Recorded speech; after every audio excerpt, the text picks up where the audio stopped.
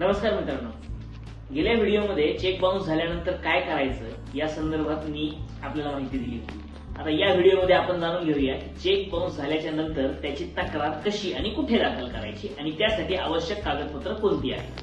तर check bounce झाल्याच्या नंतर 30 दिवसांच्या आत तुम्हाला नोटीस द्यावी लागते.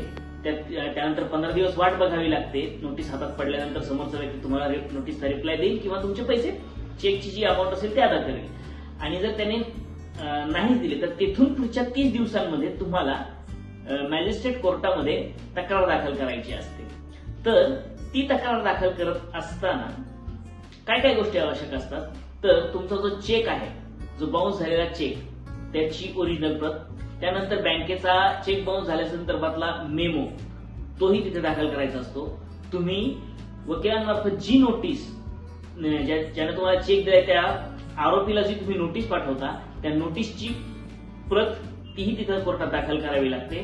त्याचबरोबर त्याला आरपीआयने पाठवलेली रिसिप्ट, ती रिसिप्ट पण जपून ठेवायची असते. आणि जर त्याने काही नोटीसला रिप्लाय केलेला असेल तर त्या नोटीस रिप्लायची प्रत आणि त्याबरोबरच तुमच्या दोघांमध्ये त्या संबंधित पैशासंदर्भात जो काही व्यवहार झालेला होता त्या व्यवहाराच्या संदर्भातील कोणतेही डॉक्युमेंट्स जे तुम्हाला पुरावा म्हणून उपयोगी ठरू शकतात असे डॉक्युमेंट्स त्याच्यामध्ये दाखल करायचे असतात.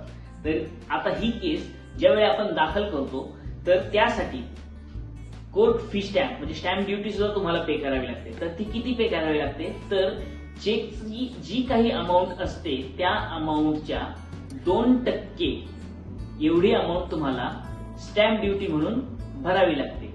ती भरल्याच्या नंतर, तक्रार दाखल केल्याच्या नंतर तक्रारदाराचं जे काही ऍफिडेव्हिट आहे आणि संबंधित हे सगळे डॉक्युमेंट्स दाखल केल्याच्या नंतर ही केस मॅजिस्ट्रेट कोर्टासमोर स्टँड होते.